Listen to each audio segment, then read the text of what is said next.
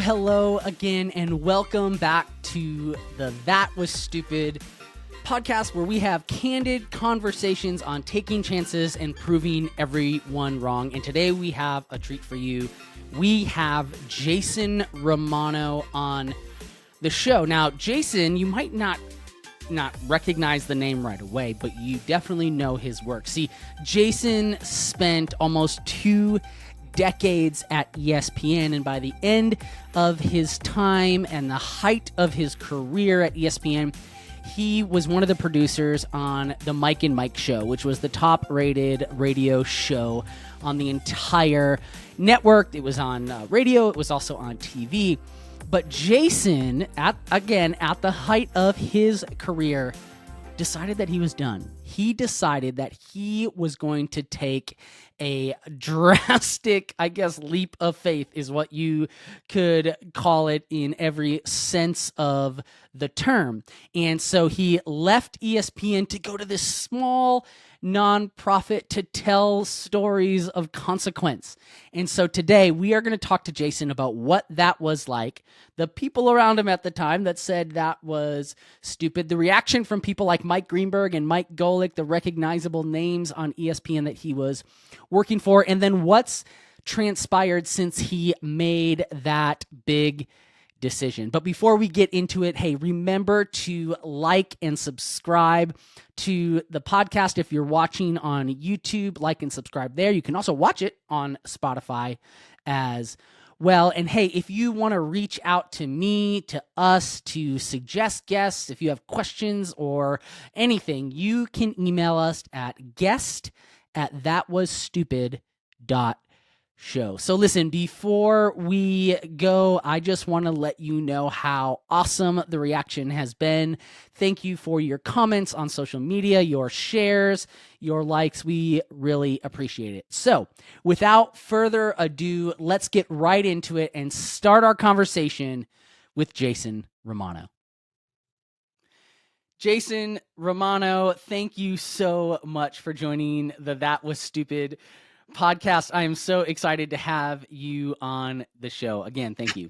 Hey, John, what's going on, buddy? I love the title of your show, by the way. That was stupid. I'm thinking, where are we going with this? And then you realize what it's about. And I'm like, yep, I think we can all relate to doing something maybe that others might perceive as being a little stupid. So I'm here for it, my friend. Thanks for having me. Well, thank you. And I love the fact that we can run the gamut on a lot of it, right? Like I had Miss America on the show. I've had someone who decided to give clean water to the world, right? Yes. Quit his job to give clean water. And now you, right? And I want to talk about your decision to leave the number one show on ESPN at the time and go to doing something that you really felt called to do. So I want to get into that today. But for those who may not know you, and we'll get into your history, but what are you doing right now? Right now, I am sitting in my office at the house in Connecticut, and it's actually sunny and 70 today, so I'm not complaining. Ooh. But what I'm actually doing is I am the director of media for a ministry called Sports Spectrum, which is also a media company. So it's media, but it's also ministry. What we do is we tell stories. We have a media platform, podcast network. We have our website, our quarterly magazine. And the goal for what we do, the desire for what we do, is to have stories of sports intersecting with faith. And Jesus's story is the most important story in my life and in my world. And there's so many other athletes and coaches out there who feel the same way. And what we want to do is highlight those stories because, not a lot of platforms are doing that. And there are a lot of athletes, prominent athletes, big name athletes who love Jesus. And we want to highlight those stories. So that's what I'm doing now. I host our Sports Spectrum podcast, and I lead a small team that has done amazing work and churns out tons of content for the little engine that could, if you will, which is our team. And I love what Sports Spectrum's been about. And just so you know, John, you may not know this, Sports Spectrum's been around since 1985. So we're just standing on the shoulders of those before us who conceived the idea and continued to want to tell these stories of sports and faith for so many years. And now we get to carry the torch for a little bit. Yeah, and in fact, people who are watching this episode on YouTube or Spotify, the book behind me, Finding Rest, which we've talked about, I Yep. actually include a line or a quote from Sports Spectrum in there, right? Because Yes. Reggie White is part of my story of kind of understanding, how to navigate tragedy, and so yeah, that was kind of a fun connection point when we talked about that. So yes, it's been around forever. Now, before though, you and I met in, I want to say it was probably about 2016 ish. Hmm. We went to a conference. We met at a conference, a storytelling conference, right? Which was awesome. And you and I had lunch, and you started talking about some rumblings. And at the time, you were the producer on the Mike and Mike show for ESPN Radio, which was One of them. Yeah, there was like yeah, five producers, sure, but yes, I which wasn't was the producer. a huge hit, right? I mean, everyone was listening to Mike and Mike back then, but you started getting some rumblings of like, maybe there's something else here. So walk us through how did you get to ESPN? Let's talk about that first, and Yeah. then that transition. Yeah, it was one of those kind of random things, if I'm being honest. I mean, I would hope I would have earned the right to work at ESPN, uh, but I'm not sure that I did. I think I was just in the right place at the right time. It was 23 years ago. It was July 18th, 2000. I'll never forget the day when I started my job at ESPN. It was 2 years earlier that I actually applied for my first job at ESPN on a whim on the internet of all places, which was still new at that time in 1998. And I got called to come to Bristol, Connecticut to interview. I didn't get the job, but it at least got my name in the door, if you will, on the pages of some of the bosses, so that 2 years later, I was working as a local radio producer in Albany, New York. I loved my job. I was in my hometown. I wasn't getting paid a lot, but I was working in the business that I always wanted to work in. But ultimately, I wanted to work in sports full time. And 2 years later, in the year 2000, around April or so, I came across the same job that I had applied for 2 years earlier. And I just applied again. And it's funny, the story goes that I went to my wife that day after I applied, and I came home. We had just been married a few months. And I said, I just want you to know, I know we just moved into this new house and everything, but we're going to be moving out in a couple months because I applied for a job at ESPN today. And when they call and when they offer the job, I'm going to accept it. And when I accept it, we're going to move to Bristol, Connecticut. And she was kind of like, what in the world did you Wow. just say? And I said, no. And honestly, when I said that to her, John, I was kidding. I didn't really think any of Okay. that was going to happen. I just wanted to, we're new in our marriage. I just wanted to communicate the best way possible and let her know that I applied for a job. But I did not think I was going to get it. I certainly didn't have the experience that was required for the job. They were looking for 5 years of network national radio experience. I had about 2 years of local radio experience at that time. So I truly didn't think I was going to get the job, but I figured you can't ever really know unless you try, Yeah. right? And so I applied for the job, and they called me, and I went to ESPN and I interviewed again. And this time I could tell it was a little more serious. And ultimately, they offered me the job and I got the job.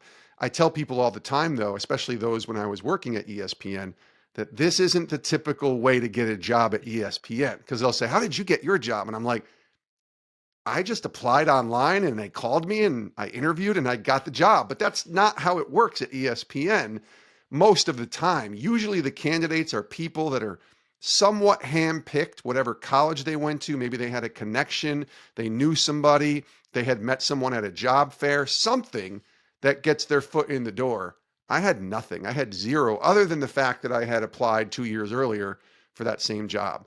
But I got it. And it changed my life, man. I mean, you know this because when you work for a place like ESPN, that's a dream come true for every sports fan. Hmm. And, I got to do it for 17 years. And not only did I work at ESPN, but I got to work on some of the biggest shows. Like you mentioned, Mike and Mike, and working on Sports Center and NFL Live, and traveling and going to these events and meeting my sports heroes that I loved as a kid. It was everything you would have imagined a gigantic sports fan would want to have experienced.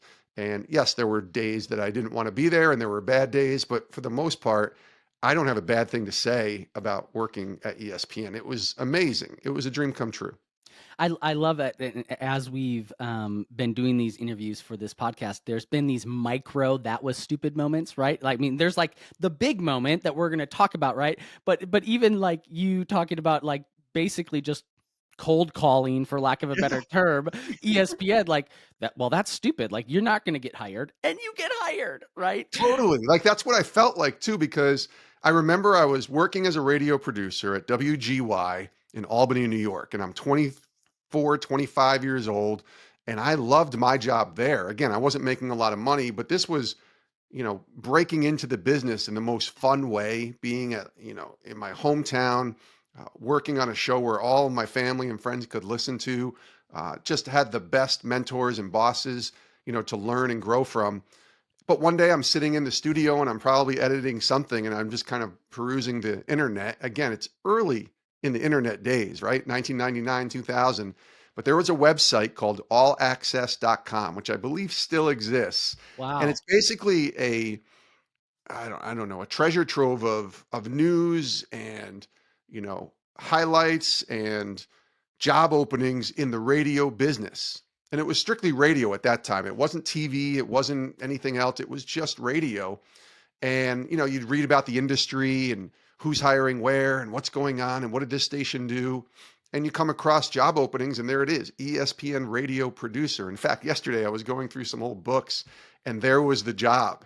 I had printed it out and I still have that Wow. printed out job, uh, I guess, job listing, right, of what it entailed. And yeah, it was stupid, right? Like, okay, I'm going to apply. I mean, I don't have any sports experience really.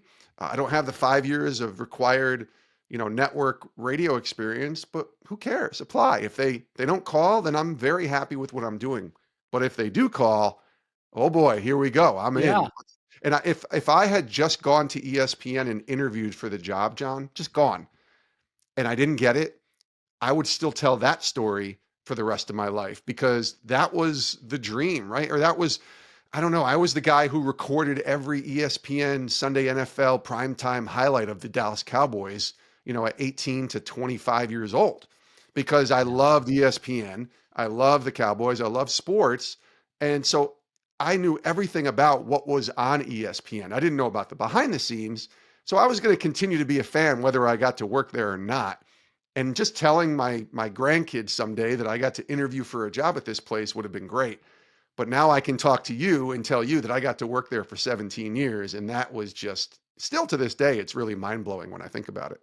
It's kind of like I tell people, and I wrote about this in my book, like, I passed the FBI entrance exam, right? I never It's, became an FBI agent, right? yeah, But like, I'm going to tell that story to my kids forever. Like, hey, I passed the test, right? yes. I could have Yeah. been an You know where FBI. I could have been Jack Bauer. Come Yeah, on now. Let's be honest. exactly. Okay. So you get the job. By the way, how did your wife then react when you moved from Albany to Bristol, when your joke became reality? Thankfully, it was only a 2 hour drive away. It's not that far, 2 hours. We can do that in our sleep. But I remember her, she's very close to her family. And I remember when I told her that I'd gotten the job, and she had put some parameters on whether we were going to say yes to this job. Like they had to pay me a certain amount of money. They had to, move us to Connecticut from New York and pay for our moving expenses because it was the Disney company. And she figured Disney has some resources. They can do this if they really want you. And they did. They obliged. They met the salary, parameters, if you will, that my wife had put on without them knowing that my wife had put these parameters on. Wow. But she cried a little bit, for sure. And she's like, okay, I guess this is the next stage of life. Thankfully, we had many conversations about this radio career that I was in. And there were moments when I told her, I was like, listen, most people who work in radio, they're kind of all over the country. They'll go from Albany, New York to Paducah, Kentucky to, you know, Phoenix, Arizona, all the way to, Tacoma, as the song goes. Like they'll be all over the place. And that's kind of what might happen with my career. Are you still in on this relationship? And she said Mm. yes. So I think that gave me some confidence to when I was going to tell her, listen, ESPN just came a calling here. It wasn't really ever a pushback from her to say, we're not doing this. We're not going. Sorry, which was great. And I'm we're still in Bristol, Connecticut today. So I'm thankful that we didn't have to move all over the country like I thought we might have to do. But she was wonderful. And she's always been super supportive, not just with that job, but with everything that I've ever done, especially post ESPN, which I know we'll get to, because I've been able to travel a lot more and go and speak and share and write books and stuff like that. And she's still super supportive on everything that I've ever been able to do with my career. So thankfully it's worked out. So I want to take a break here and just ask, this has always been a burning question of mine, because Bristol, Connecticut I mean, before ESPN, right? It was just kind of this, like, I mean, it's just a very random, and if you've read the book, those guys have all the fun and kind of Yes. the history behind ESPN. Like, it's this random town. So, like, do you run into everyone that is on ESPN? Like, I mean, you guys like going to the local grocery store and you like run into, Steve Levy, or like what is Bristol like? Not really. So the interesting thing is Bristol is a 68,000 population town city. It's big, but it's not huge, but it's not tiny either. It's got two high schools. My daughter went to Bristol Central High School here in Bristol. So it's fine, but a lot of the ESPNers don't live in Bristol. So I'm one of the few probably that decided to live in Bristol. And there's a couple of people, there's a few on-air people that live in Bristol, but for the most part, they live in, smaller suburban towns north of Bristol, towns like Avon, Connecticut, or Simsbury, Connecticut, Farmington, those kind of areas. Some even live downstate a little bit more towards New York City, New Haven area, Fairfield, places like that. So I don't run into people all the time, but occasionally I'll see someone. In fact, I was at our Upward Basketball League, a couple months ago, that's held here in Bristol. Our church puts on a church basketball league.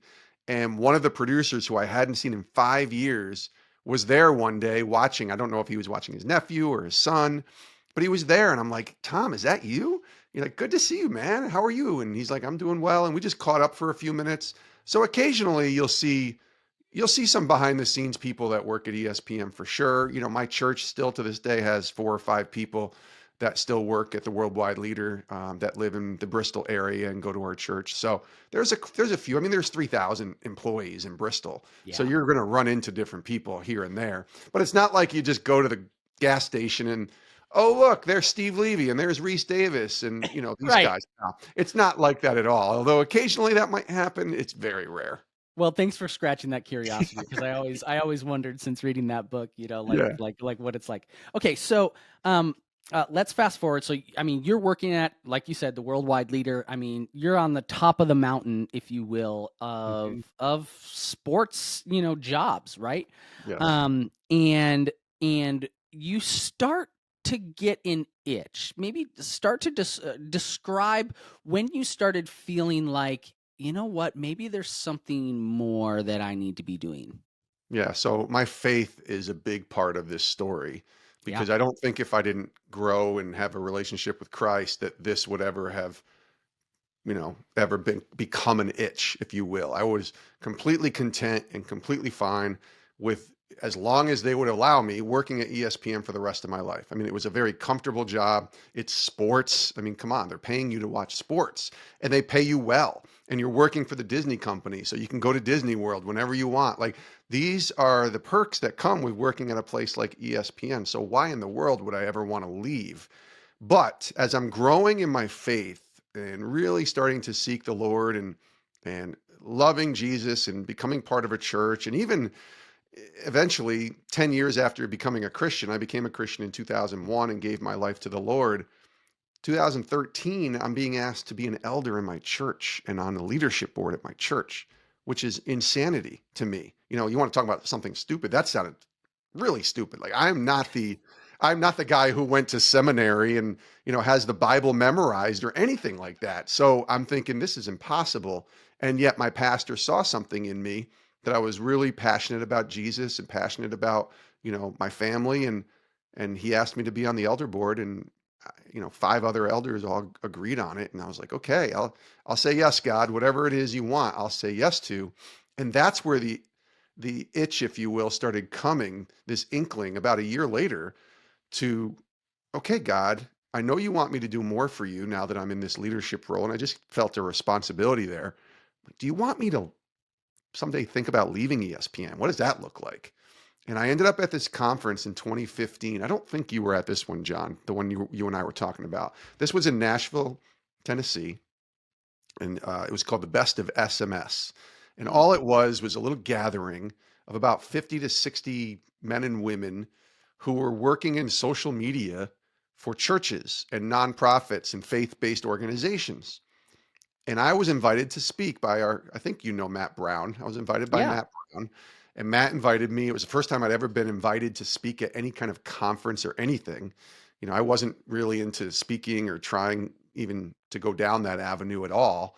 But he invited me. And what I realized when I got to this conference was that 75 people, 70 people, 60 people, whatever it was, were all doing the same job I was doing at that time, but for a church or for a faith-based nonprofit or something that felt like more purposeful than ESPN. I was the only guy at this conference who worked for a secular organization, much less ESPN, right? But we started sharing, some nuggets and some wisdom and lessons learned, and I just shared my story a little bit and some of what my job was at ESPN. And I realized there are other people doing the exact same thing I'm doing, but for a greater purpose. Mm. And that's where the idea started creeping in, like, maybe that's what God wants me to do someday, is to take all the experiences that I got at ESPN, but go do it for something else. And I wasn't, again, looking for a new job. I wasn't even looking to leave ESPN, but this started, I guess it's the Holy Spirit now that I think back, but it just started kind of creeping in my gut that maybe it's time to think about something else. And I was 41 at the time, so it's kind of halftime of life, 42, halftime of life type of scenario. And I thought, well, if this is ever going to happen, it's now, because I don't think if I got to 50, which I'll be this year, if I got to 50, I don't think I'd probably make this move, because by that time you're just looking at kind of coasting the last 10 years and trying to get to retirement, right? And so that was 2015. I didn't leave till 2017. So for the next year and a half, almost 2 years, I really just spent time praying, certainly, but seeking out wise counsel. And what I mean by that is people who didn't work at ESPN, people who weren't affiliated with ESPN. And I just started asking any person that I knew who was, an author, a pastor, just a mentor, somebody that I knew that was not affiliated with ESPN. I just said, can I get 30 minutes of your time? And by the way, while I'm doing this, I'm working at ESPN on Mike and Mike. I had gotten this new role with Mike and Mike in late 2015, and I was loving my job. It was amazing. I'm traveling. I'm having so much fun. I'm working with two of the greatest of all time Yeah. on the radio. And the show is just, at its peak. It's on television, it's on the radio, it's on social and digital, which is what I was responsible for. So much great stuff happening. And yet I still felt this burden, this itch, this inkling, if you will, inside me to consider what else might be out there. So I started having conversations with people and just saying, am I crazy that I'm even thinking about this? Am I nuts? And most of them said no. And one Mm. person in particular, Brad Lomenick, who I'll name him because Brad knows this story. I don't know if you know Brad. I presume you might have heard of him, but Brad is one of those leadership guru guys, and he's such a great connector. And Brad and I are talking, and I said, am I nuts, bro? And he goes, you're not, but be careful. I said, all right, what do you want me to be careful on? He goes, be careful, because if you leave ESPN, the doors are going to swing so wide open, and God's going to blow your mind at what he's going to do that you might not be ready for it. So be careful. Wow. And it was Wow. prophetic in some ways, because I'm like, no, he's not. Come on. How could it be Eve? How could he blow my mind after leaving and working at one of the greatest places you'd ever want to work as a sports fan, right? At ESPN. But 6 years later, I look at it and Brad was spot on. He was so right in so many ways. And ultimately, what these conversations that I was having with people led to was a conversation with Steve Stenstrom, who is my boss now. And at the time, he was leading a ministry, and he still is, called Pro Athletes Outreach, PAO. And they had just acquired Sports Spectrum. And Steve, knowing my heart and hearing my desire to do more for the Lord, but also knowing my experience level of 20 years in the business and 17 at ESPN, I don't know. It was just the right timing, John, right? And we were talking, God's timing, of course, and we were talking, and he's like, "Would you ever consider leaving ESPN?" Like he just asked it, and maybe trying to work with us on Sports Spectrum. And I'm like, I think that's what I've been praying for the last year, Steve. Wow. I said, but we got to keep praying here because I'm not sure if this is what he wants me to do, but it feels right. And so we kept talking a couple months, and then ultimately we met in Atlanta in the late fall of 2016. And he sat down. He's like, "All right, here's what I can offer you. I can give you 1 year. It's a contract position. I don't have any benefits for you. It's 40% less than what you're making at ESPN. And there's no guarantees here other than we're trusting God to guide both of us." So does this sound stupid That saying yes sounds. to I mean, that? I'm going to be the one that says that was stupid, right? Like, Right. holy cow!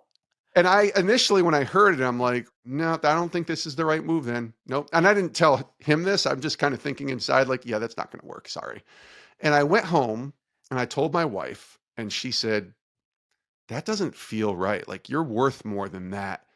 She was looking at my skills and my value and all that. And I'm Yeah, thinking, but if this is from God, nothing can stop it. I need to walk through and say yes, and he'll bless it. He'll take care of it. He'll see us through. And so for the next month or so, we prayed, and I just felt a peace about saying yes to this. I felt like this was the right time. I was 43 and, halftime, whatever you want to call it, of life. And I just felt like this is, if I don't say yes now, it's not going to ever happen. And I also was trying to be obedient to God. And for those listening that might not be, faith generated or religious or whatever, that's something that's important to me. And I feel like if I was saying no and it was coming from God, that I'm literally putting a hand up to the Lord's face and saying, no way, I'm in control. And I don't want to live like that. I want to live open-handed in a way that's obedient and trustworthy to God's plan for my life, not Jason's plan. And yes, did it sound stupid? Absolutely. Yes, did it make no sense at all? I'd say probably it did. But and as I made the decision, and I first told my current boss at ESPN in December, late December, that I was leaving, and I didn't want to leave until mid-February because I felt like the NFL is, prime real estate at ESPN, and I yeah. wanted to finish the NFL season with Mike and Mike, get through the Super Bowl, and then leave about a week later. And my boss was super great about it. He didn't tell a lot of people. He kind of kept it under wraps for about another month until January when we started telling some people. And thankfully, because they could have just said, "You're out the door tomorrow," because Right. that happens. Thankfully, I think they knew that I was going to work for somebody that wasn't necessarily a competitor. And, I had put a lot of years into working there, that they granted me, a couple weeks, 3 weeks, I think it was, got to finish my time traveling to the Pro Bowl and the Super Bowl with Mike and Mike. And then a week later, that was my last day, February 10th, 2017. And I made what many could have conceived as a stupid decision at the time, or this sounds stupid, but it's the greatest decision in many ways that I've ever made, even more greater than taking the job at ESPN. Mm. This decision to leave is exactly what Brad Lomenick predicted. It has blown the doors wide open to things I didn't even see in myself, things that I never knew that I could do or have an experience of. And yeah, it's just been nuts. So I want to get into, exactly what life has been like now, and what Brad said coming to fruition. But when people at ESPN or colleagues or friends or whoever started hearing that you were leaving, what were they thinking? What were they saying? Not as it wasn't as bad as you would think.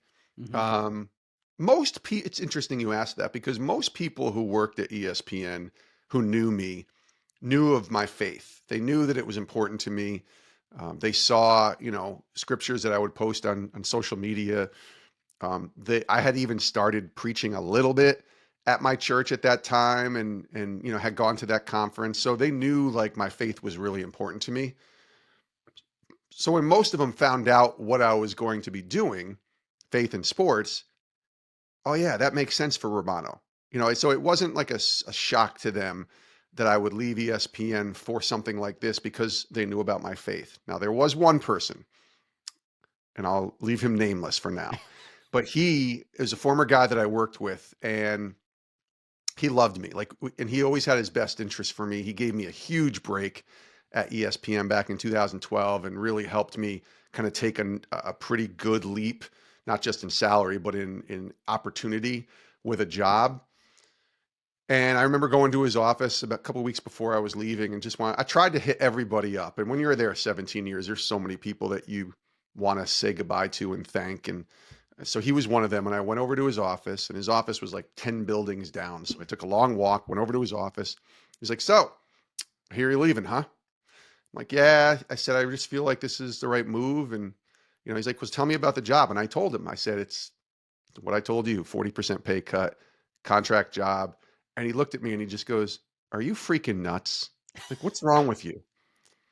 And I'm loving that he's saying this because I know he has he has my best interest in his mind as he's telling me this. And he says, "Are you crazy? What is wrong with you?" And I said, I just feel like this is the right move, man. I just feel like this is the place that God is calling me to go to." And he's not a Christian or anything like that. Spiritual wise, I don't think there was a lot of faith in that world. God wasn't his thing or whatever, but he knew it was my thing. And he's like, "I just don't care about, whether you think this is the right move, because this is the stupidest move you could ever make. Look what you're leaving." Yeah. And I'm like, "Yeah, yeah, I know what I'm leaving, man, but I've done a lot of praying about this, and I just feel like this is the right move." And he ended it in a good way. Like, "Yeah, I love you and I'm proud of you. And I got, nothing but love for you. And I wish you nothing but the best."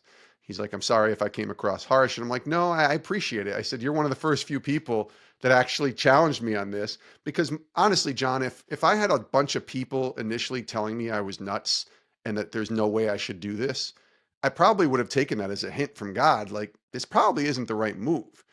But I had a lot of people sort of affirming what I was feeling because they knew my heart, they knew my love for Jesus, and where I was going, and that I wasn't looking to necessarily leave. But this guy was in my face about it, and I thought it was great because I want to hear contrarian views on things sometimes, just to make sure you're challenging yourself and make sure you're making the right move. And ultimately, I still left, but that was the one that I still will remember to this day. Him just like, "What is wrong with you? Are you sure about this? This is stupid. This is crazy." But thankfully, it worked out. You bring up a good point there too, that I think is great. Like I love for the audience to hear is that, in those "that was stupid" moments, right? You do have the detractors, but you have the people that are affirming it. And in a way, it's kind of like, those detractors, in a sense, give you the ammunition or give you the practice to defend what you feel like is the right decision, right? I mean, like you Yeah. said, if everyone is saying, "Oh, this is great," then when you do face, some difficulty or consternation that comes up, you're ready to defend the decision. And I think that's actually a really important point for people to understand. What did Mike Greenberg, Mike Golick, there's a video on the internet of them, I think especially Greenberg, giving you a great send off on air. Really, it makes me emotional, and I'm not even you, right? But what was their reaction? Initially, when I told them, I Golick was like, "That's really great, really happy for you." Kind of just not a ton there. But Greeny was kind of like, "So, Romano, you're leaving. Like, why are you leaving? What's wrong with you? What's going on here?" Not really challenging me, just kind of like trying to learn more. He's an inquisitive guy. And, I remember telling him about this book that I was working on that I had just started writing, called Live to Forgive. So things were kind of, there was a lot going on in my life between agreeing to write this new book, my first book, and also, leaving ESPN. But there was never really a lot of challenges from either of them. I think they, I don't, I don't know how, John, but I didn't talk about my faith a lot in that studio that each morning, for the year that I worked there, that last year. I just kind of lived my life, and I would share my faith on social media and things like that. But I wasn't walking in, and like guys, before we start, let's all pray. Guys, before we start, let me read a verse from John. I wasn't doing that. Obviously, I would have been fired, I think, if I did that. I was trying to be the best producer I could be. But somewhere along the way, they saw that or they knew that, because that send-off that you're referring to, I didn't know that was coming. That was the last 2 minutes of my life working at ESPN, was what that video is. Really. It's the truth. Yeah. I came in at 6 a.m. on a Friday morning, February 10th. It was a snowy morning. And I went to the office, and we were covering probably post Super Bowl, doldrums in the NFL that year. I think that was the year that in 2017, that would have been the greatest comeback. So the Patriots beat, the Atlanta Falcons. And so the Patriots are champs. I think we had a couple Patriots in studio that day, possibly. And, we're talking NBA playoffs, and I'm just doing my job. But I also have in the back of my mind, like, this is the last day I'm ever going to work at ESPN. So I was trying to soak it in a little bit. I remember when I parked my car and I just kind of looked out, and I'm like, wow, this place has been so good to me for a long time. And I went in there, did my job. And then at 9:50, and we went off the air at 9:53 usually. And there was like 7 minutes of commercials before, we would come back on at 10 o'clock, or something else would come on at 10 o'clock, usually First Take. Mike and Mike knew they had 2 minutes left. And they're like, before we wrap it up today, I want you to put the camera on Jason Romano. And they put the camera on me, and I was always in the studio, so it was very easy to just kind of turn around. And I just turned over and looked at Mike and Mike, and I just listened for the next 90 seconds. And as you said, Greenberg gave me this wonderful send off, and, talked about, the reason Jason is leaving after working for almost 20 years here is not because he's a big sports fan and he's a really good guy, but he's also a person of faith. And this is why he's leaving, to follow, along on his faith journey. And Golick, was really complimentary too. They were both super nice. But they mentioned my faith, and I'm like, how do they even know? Other than me telling them about the job, but like, I didn't walk around, Bible thumping people. I just tried to Yeah. live my life the best way I could. But they knew I was a person of faith, and they knew that I was leaving. That was a big reason why. And they wished me nothing but the best. It was really nice. And they just said, tip of the hat to you, Jason, way to go. And I couldn't have asked for a better send off, because you never know, like, what kind of goodbye that's going to look like. I mean, the show could have just ended, and I would have just been like, all right, that's it. But no, they took 2 minutes on their show to honor me, and that's amazing. Yeah. And, people who regularly listen to radio, and you being in the industry, how it is. Like someone leaves a show, and it's like the, the thing you don't talk about, right? Like all of a sudden you wake up to your favorite morning show, and it's like a new format, and there's new people, and like no one talks about it. You're like, what happened, right? So that's actually the norm in the industry. So what you got and what they did for you, I think, is just so incredible, and such a testament to your character and who you are. Okay, so Brad Lomenick says, get ready. You're gonna blow God's gonna blow the doors off you. Yeah.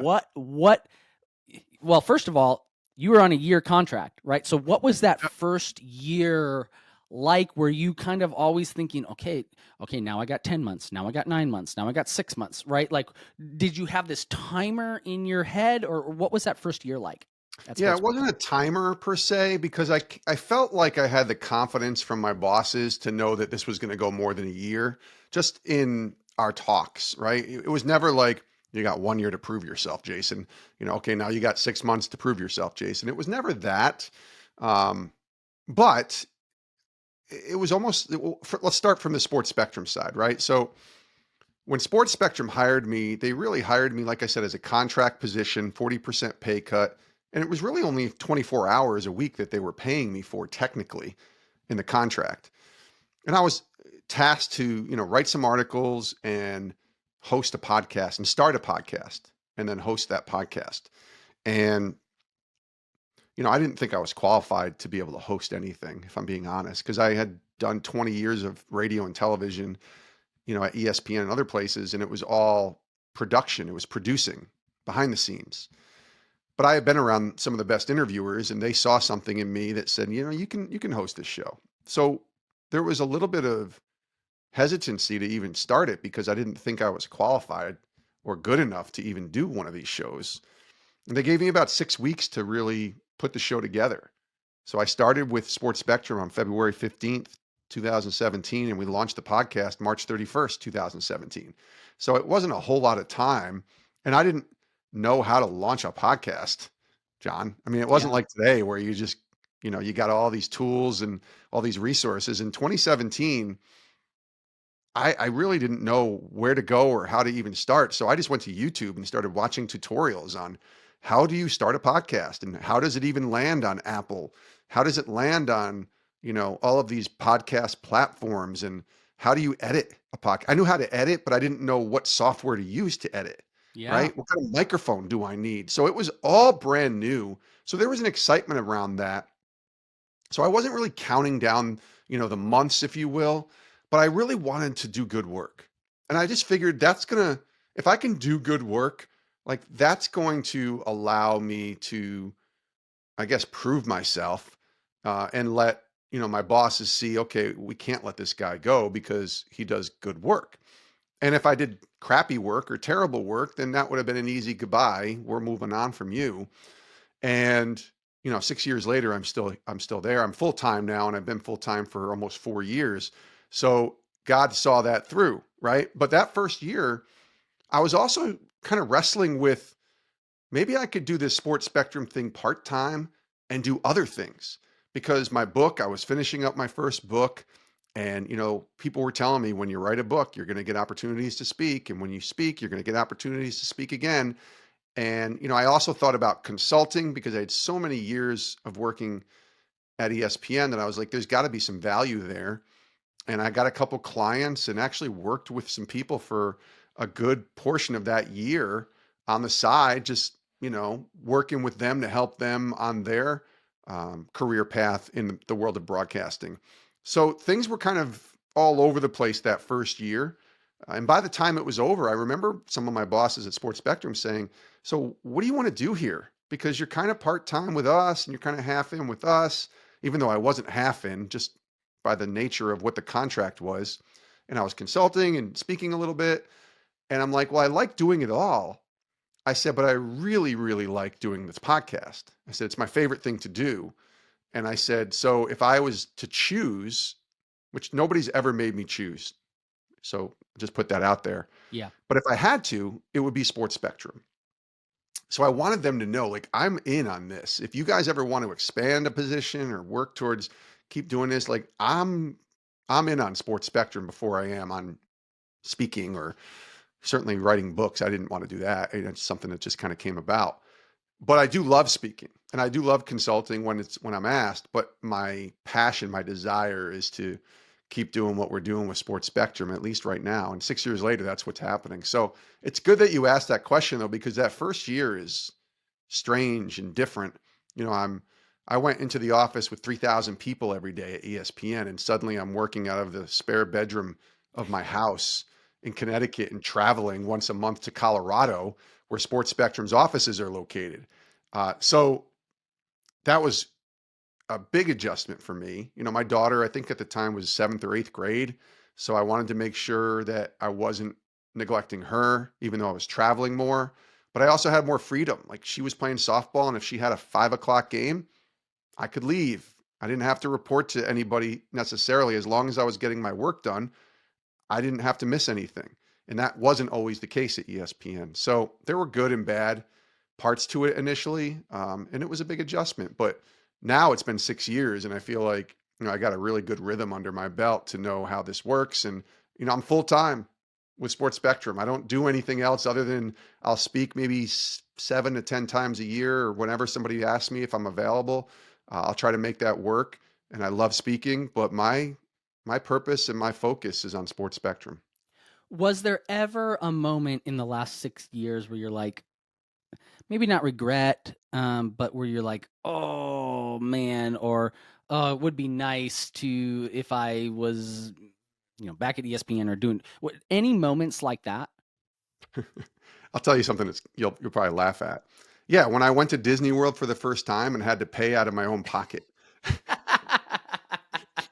And that's the truth. I mean, we went in probably 2019, I think it was around Christmas time, And it was a couple years after I had left ESPN, and we bought the tickets and took our daughter, and it was the three of us, my wife, my daughter, and myself. And that was the first time that I actually had to pay full price to go to Disney World, because ESPN was owned by Disney, and I had all these free passes. And I was like, whoa, it's like $1,000 for just to walk into the park for three of us. Yeah. And so then at that moment, I looked at Sarah. I'm like, man, can you imagine if I was still at ESPN? This is all free. And so that's kind of a lighthearted moment or a Sure, funny sure. moment. But I never really had a moment, John, to be honest with you. I mean, I miss the people, and there are moments when you miss, like, if you get caught up in the pride of working there and the sort of prestige that comes with it. You miss a little bit of that, I think, initially, but I was also really focused on growing Sports Spectrum. And what's interesting is when I left, I still got to be around and work with and interview some pretty big names in the world of sports and grow and build relationships that I didn't have when I was at ESPN. So God, he really has blown the doors in ways that I didn't imagine, as Brad Lomenick said would happen, because of the fact that I'm still working in sports. I love sports. I'm hosting a show, still getting to do that. I'm leading a team. We're continuing to push the ante and trying to improve our content and improve our opportunities to tell greater stories. And I'm hosting a show. Like, I'm doing some of the things that I always wanted to do, but in a completely different way than I ever thought I could do. And so who am I to complain, right? And so I Yeah. don't really, I tell people now, I don't miss ESPN at all. I miss the people, some of the guys that I worked with, some of the women that I worked with, friends that will be friends for the rest of my life, people that I still talk to today, so many of them.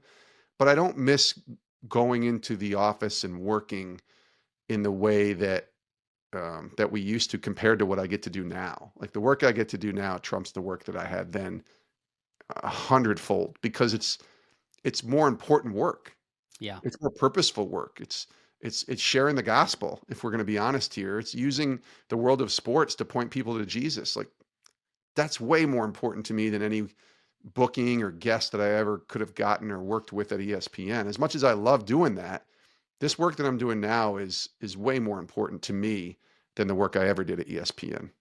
And that's what's so cool is following your your journey. Like I said, we met right when you were kind of Yeah. deciding whether to leave, and now it's like, I mean, you're at the Super Bowl every year, right? Like you're one of those guys that on media day that is bringing people to the side, and you're interviewing them, and I mean, every big name in sports you have interviewed or will interview, right? I mean, it's just it's incredible to see what that journey looks like now. How many podcasts have you done? I mean, there wasn't a podcast, but now how many episodes have you done? We were counting until we got to 1,000, and I'm like, I can't count anymore. This is too many. And there was a moment, the reason we got to that number so quick, I think, was because in 2018, I became like super ambitious, and I proposed to my bosses to do this as a daily show. I'm like, yeah, let's do it every day. We could 5 guests a week. Let's go. Just like a radio show. And my bosses were like, yeah, if you think you can, go for it. And I realized about a year after doing that, maybe even less than a year, that I'm like, this is just too much. Like, people don't listen to podcasts the way that they listen to a radio show. So you can't, it's just too much. And it was just too much for us too. And so we trimmed it down to 3 episodes a week, which is still a lot, but it's not 5. And it's much more manageable. But the number is somewhere in the range of 1,200 podcasts, I think, Wow. now that we've done, which is mind boggling. In fact, if you go to Apple, it'll actually tell you when you click on Sports Spectrum Podcast how many episodes that there are, since launch. And it says, like, I think 1,220 or something. I don't even know what the Wow. number is now, but it's just crazy, John, to think that there's that many out there. But it's one at a time, right? Like, every interview you just sit down and you focus on. And I hope that all of the people that we've talked to over the years, big names and a lot of people you've never heard of, my goal was always just to keep Jesus in the sports conversation and point people to him. And I think every person that we've had, for the most part, has a story that they can share. And that's what I love. Like, can I have them share their story on our platform for people to, be encouraged and be you know, I don't know, just be inspired by to be able to kind of walk a similar path in some way. And that's what we get to do. Like even today, we have an NFL wide receiver, releasing on our podcast. And that NFL wide receiver 3 years ago didn't even think he would be in the league. And now he had, an incredible run late in the season and gets in the playoffs and has a great game in the playoffs, and he gets his deal, and he's going to play next year and be one of the main cogs for a team that was in the playoffs in 2022. So you just never know what kind of guests we're going to have on and the people that we get to meet and talk to. But I love my job, dude. I mean, I think you can feel Yeah. that same way where it's like I wouldn't ever want to do anything else. The key is not to get caught up just saying you love your job though and thinking that's just enough. Like you have to keep putting in the work, and you have to keep working hard and, making sure that you're giving your best effort and obviously trusting God. But man, when you love your job, it's true. You don't really ever work a day in your life. So let me, as we kind of wrap it up here, what do you feel like is the lesson or lessons of your "that was stupid" story? Well, there's a lot of lessons. The first one that comes to mind is to trust God. I know it's kind of bland and, very cliche-ish in that way, but I mean that. Like there was this stirring in my spirit for almost 2 years. And there were moments where I was kind of pushing it off, or I'm like, this can't be real, is it? Or is this really birthing something that's going to happen? And ultimately it did. And I'm glad that I was obedient. And that's probably the second lesson, like trust God and try to be obedient to him when he's making something fairly clear to you that you should step into. But also don't be afraid, because I really said this to my wife. I said, listen, if this is from God, this move, this stupid move, if you will, I said, he'll see it through. But if Hmm. this is from Jason, it'll probably fall flat on my face. And if that's the case, okay, I'll go back to ESPN or I'll go find another job. And so, yes, there's fear there. I think a lot of people have fear of change and fear of like trying something different because what if it fails? Well, what if it doesn't fail? You'll never know unless you try. Even going back all the way 23 years ago and applying for that job at ESPN, what's the worst they could have done? Nothing. They Yeah. could have seen my name, put it in the trash, moving on, next person. But they didn't. And so you never know unless you try. And I think that's a huge lesson for me, even in that sort of stupid moment 6 years ago, which turned out to be an amazing moment for me, was you never know unless you try. And that first year, like we just talked about, was a lot of trial and error. But as I kept stepping into that space over that first year, I kept realizing I think this is right where God wants me to be. And when you're in that moment, you kind of know. You Yeah. don't know often when you're thinking about it. And even when you look back, you can certainly see how God's plan kind of was orchestrated. But there are moments when you feel like, man, I am just in a sweet spot right now. And that was what I felt after probably a few months. I realized, wow, this team that I work with, they genuinely care about me. They're allowing me to spend time with my family. They want me to prioritize my relationship with God and my family and my marriage and my daughter over my job. They're telling me that. And yet they still want me to produce great work and be the best employee that I could be too. But they're telling me, listen, prioritize your family. Mm. And they've done that over 6 years now in a way that I never saw at ESPN. And that's not a knock on ESPN. ESPN is great, but they're there to get people in to do the work to help them make money. And ultimately, Sports Spectrum probably looks at it in a similar fashion, but they care about me. And, I would have never known that when I said yes initially. I just thought it was a cool job and kind of following God's call. So don't be afraid, trust God, try to be obedient. I mean, those might be lessons that you hear in a lot of different areas, but I experienced those firsthand, and I really believe they're true. Man, this is awesome. Thank you for sharing all of that. I mean, I knew it was going to be a great interview, but like, true to what Brad said, blew my doors off. Um, where people can go to sportspectrum.com. They can Yeah. find the podcast wherever great podcasts are sold, as they say. Yes, But sir. how about your books, right? You have Live to Forgive, you have The Uniform of Leadership. Where can people go to get more information or get those books, more info about you personally? Yeah, I have a website. I update it maybe every 2, 3 months. It's jasonromano.com. It's got like speaking engagement stuff on there, and it's got information on the books and where you can purchase them. But you can always get them at Amazon, obviously, in the places where books are sold. But yeah, and I'm on social media a lot, mostly Twitter and Instagram right now. Twitter is an interesting time to be in that space, but I still love Twitter. I still love being on that platform, and my DMs are open pretty regularly for those platforms. So if anybody needs to reach me, it's pretty easy to do. Well, Jason Romano, thank you so much for joining the That Was Stupid podcast, for sharing your story, for sharing your faith, and for encouraging people to take those chances, right? That may seem scary at the time, and yet look what happens. Jason, thank you so much for joining us. You are welcome, John. Thanks for having me, buddy.